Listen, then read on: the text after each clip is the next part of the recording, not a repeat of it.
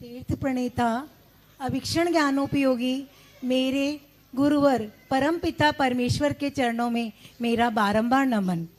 चुल्लक जी महाराज के चरणों में इच्छामी इच्छामी। महाराज जी, सबसे पहले तो हमने राजस्थान से आपको कैसे विहार कराया था और आज कैसी हालत में हम आपको देख रहे हैं तो हमें बिल्कुल अच्छा नहीं लग रहा।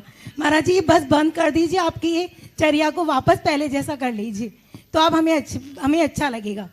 महाराज जी, आप हमेशा कहते हैं कि अपना शुभ दिन गुरु के चरणों में बिताना चाहिए, तो आज तो आपका कहा हुआ मैंने अपने पे कबूल करा है। आज मेरा अवतरण दिवस के दिन मैं आपके साथ चरणों में बिताकर थोड़ा पदविहार किया तो उसका अकथनीय वर्णन है, बहुत ही आनंद आया। लेकिन गुरुजी, हम तो जरा से विहार में थक गए, तो आप कैसे नहीं थकते होंगे? आप एक एक बार आठचर्या भी पूरी नहीं करते हैं और इतना इतना विहार करते हैं, तो आपको क्या तकलीफ नहीं होती होगी? हम तो जरा से विहार में थक गए। आपके इस साधना के लिए आपको कोटि कोटि नमन। गुरुजी, जयपुर से www.vidyasagar.guru के नाम वेबसाइट से आचार्य श्री का पूरा साहित्य पूरे संसार में प्रसारित किया जा रहा है और वह सौरभ भैया आपसे आशीर्वाद चाहते हैं कि वह 18 जनवरी से 18 फरवरी तक हीरे का खजाना नाम की प्रतियोगिता रोज निकालते हैं और उनका माध्यम यही है कि पूरा देश आचार्य श्री की लेखनी को जाने, उनके साहित्य को पढ़ें और इस माध्यम से वे उनका प्रचार कर रहे हैं, तो वह आपका आशीर्वाद चाहते हैं।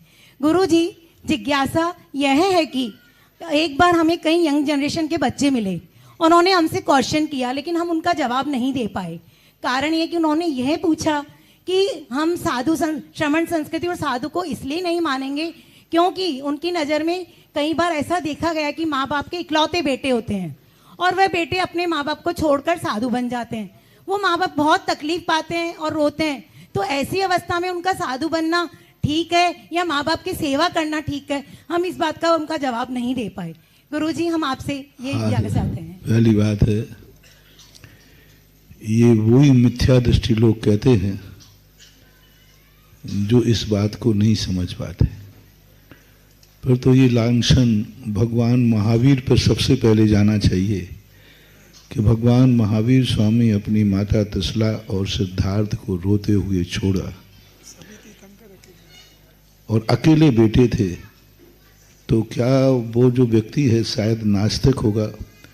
तो सबसे पहले तो ये लांछन महावीर स्वामी पे जाता है, तीर्थंकरों पर सभी पे जाता है। महापुराण उठा के देखो, 83 लाख पूर्व वर्ष के बाद भी जब ऋषभदेव दीक्षा को जाने लगे तो मरु देवी इतनी बिलख बिलख के रोई कि सौधर्म इंद्र को उसको मायावी निद्रा में सुलाकर भगवान को दीक्षा दिलाना पड़ी।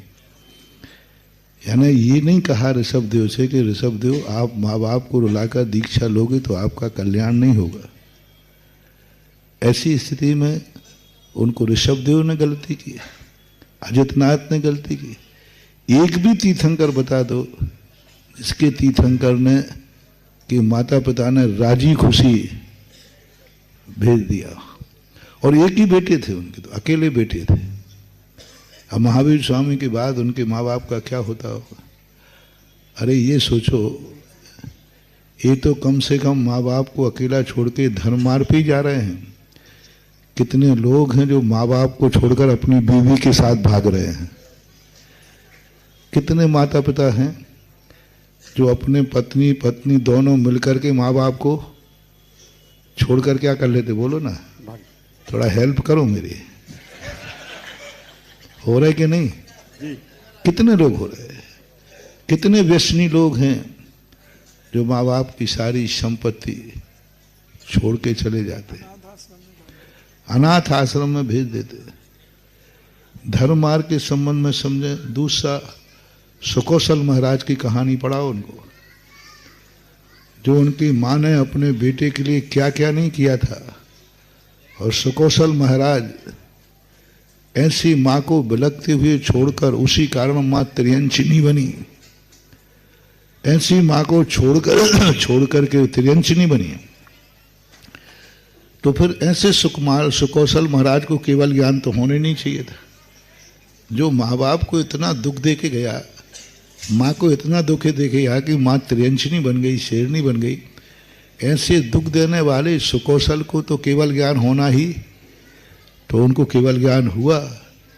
इन सब के जवाब वो दे देवे, बाद में हम लोग और अपने जवाब और दे देवे कि तीर्थंकरों का, सुकौशल का, सुकमाल देखो अपनी 32 रानियां माता सहित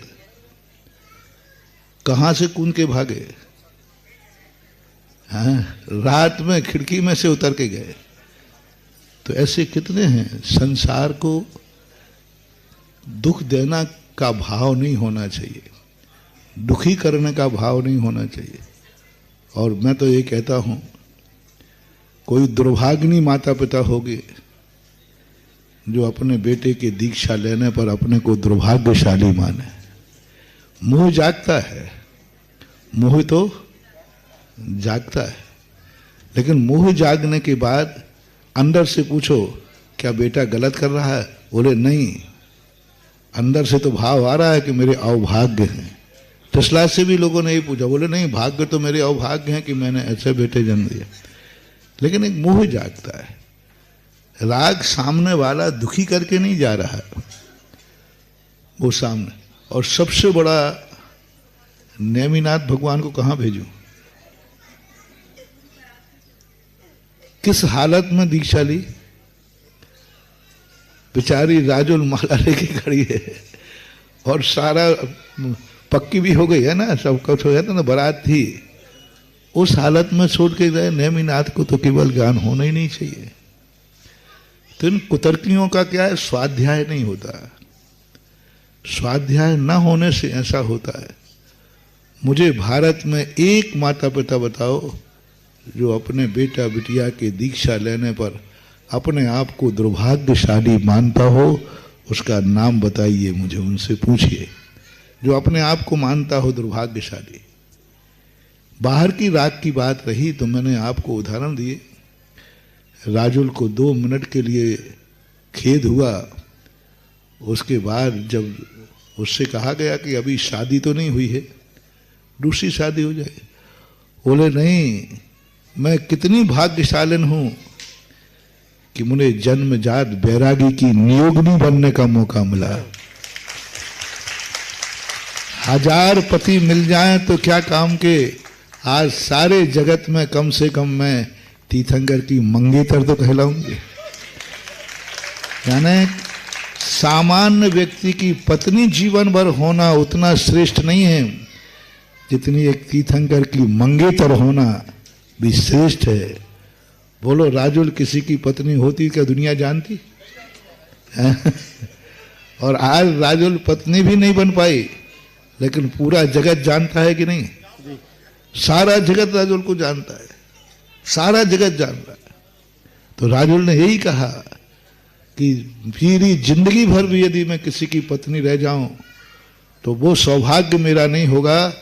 मैं तीर्थंकर की कम से कम मंगेतर बन करके मैंने पूर्व जन्म में ना जाने कितने पुण्य किए हैं जो मुझे तीर्थंकर की कम से कम मंगेतर बनने का, आज मेरा नाम कम से कम उनके साथ जुड़ गया। ये प्रसंग पढ़ो, शास्त्रों में पढ़ो। क्या स्वाध्याय का अभाव है। जो नास्तिक लोग होते हैं, श्रमण संस्कृति विरोधी होते हैं, उनके मन में ऐसे कुतर्क जागते हैं। और ये कुतर्क जब ही जागते हैं, ऐसे लोगों के मिथ्यात्व कर्म का उदय होता है। ये मिथ्या दृष्टि जीव हैं। मिथ्या दृष्टि जीव उल्टा ही सोचता है। काजल आंचता है माँ तो वो सोचता है कि मेरी आंख फूल रहे, ऐसा है।